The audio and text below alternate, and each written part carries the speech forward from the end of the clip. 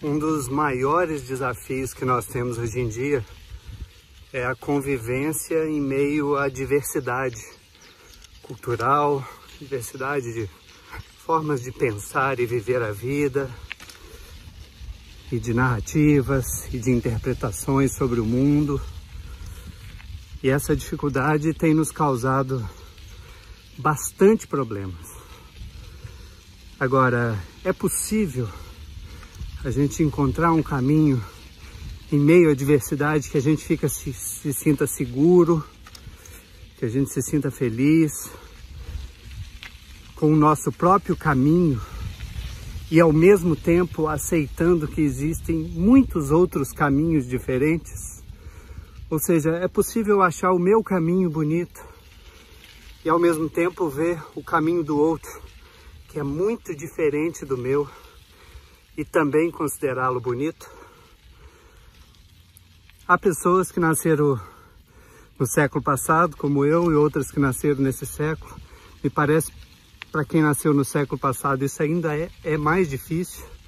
A gente tinha contato com bem menor diversidade cultural, uma vez que a gente tinha contato na cidade, na esquina, no trabalho, na escola e na televisão, que, claro, ao final da década de 90 já estava nos apresentando com bastante intensidade o mundo, mas nada se compara à internet. Então, eu que cresci lá atrás, eu conhecia, quando era criança, 2 ou 3 religiões, 5 ou 6 tipos de música, 10 pratos de comida e não muito mais do que isso. Agora, quem nasce depois do século, ao final do século XX, já depois nos anos 2000, início do século XXI, já nasce com um contato bem maior pelas redes sociais e também porque o mundo está mais comunicativo, os transportes são mais fluidos. Essas pessoas já nascem com um contato bem maior com a diversidade cultural, com diferentes formas de religião, de música e de culturas ao redor de todo o mundo. Agora, me parece que o desafio se apresenta a todos, porque na medida que eu vou construindo a minha identidade, e na minha identidade está presente as músicas que eu gosto, as comidas que eu como, a minha forma de ver a vida, de viver a vida, eventualmente a minha espiritualidade ou a minha religião.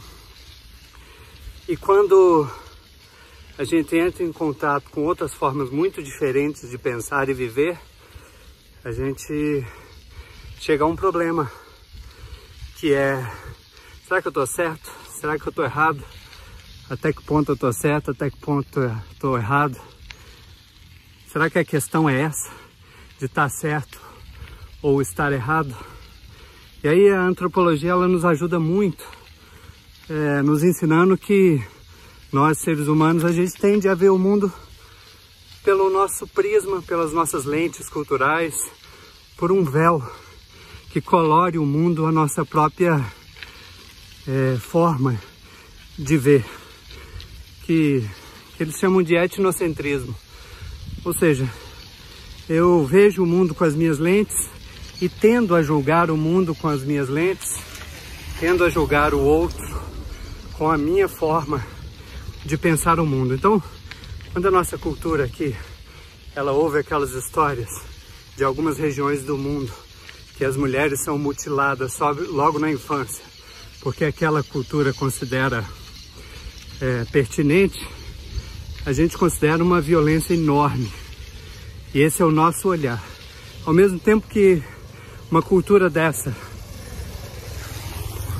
distante, em outro continente, onde não há criança de rua e não há criança debaixo da ponte, e aí eles olham para a nossa cultura e veem crianças e famílias passando fome, eles também podem nos considerar muito violentos. E o etnocentrismo, ele também tem um lado que não necessariamente é bom, mas é importante, que de certa forma nos ajuda a fortalecer nossa própria identidade. E aí muitas vezes No caso, por exemplo, de um adolescente e que gosta muito de rock. E aí ele critica o samba, é uma forma dele fortalecer a opção dele, a forma dele fortalecer o vínculo com o grupo dele. Ou seja, a identidade é também construída na relação e a gente também vai se fazendo, vai se entendendo em uma determinada identidade na medida que a gente se contrapõe ao outro e eventualmente, inclusive, diminui o outro em muitas situações, muitos casos. E aí quando a gente chega aos dias atuais que a gente convive, por exemplo, hoje, segundo um historiador, um antropólogo chamado Wade Davis, existem no mínimo 3.000 religiões. São 3.000 formas de dialogar com o transcendente, com Deus. 3.000 formas.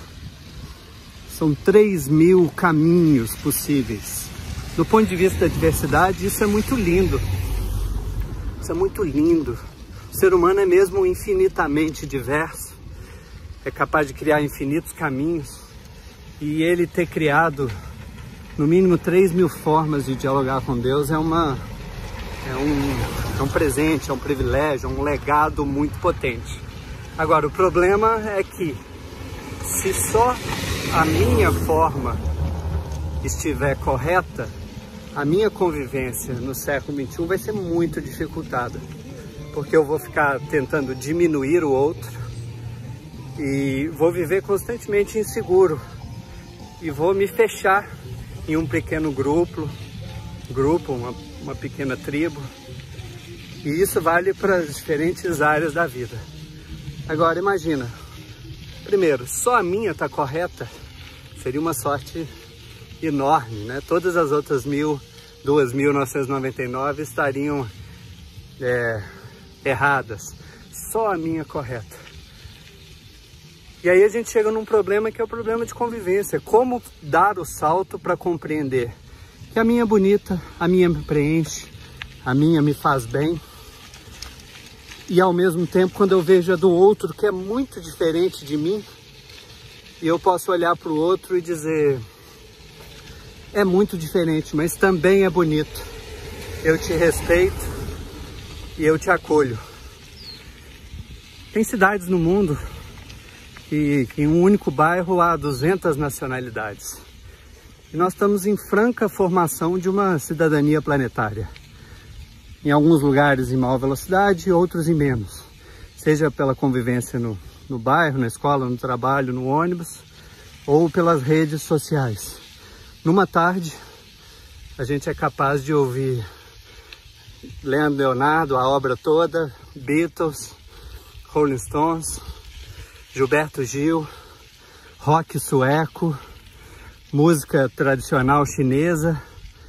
E aí tem duas grandes posturas. Uma é a de fechamento num grupo, na minha forma de ver. E aí nessa a gente está numa armadilha para o século XXI.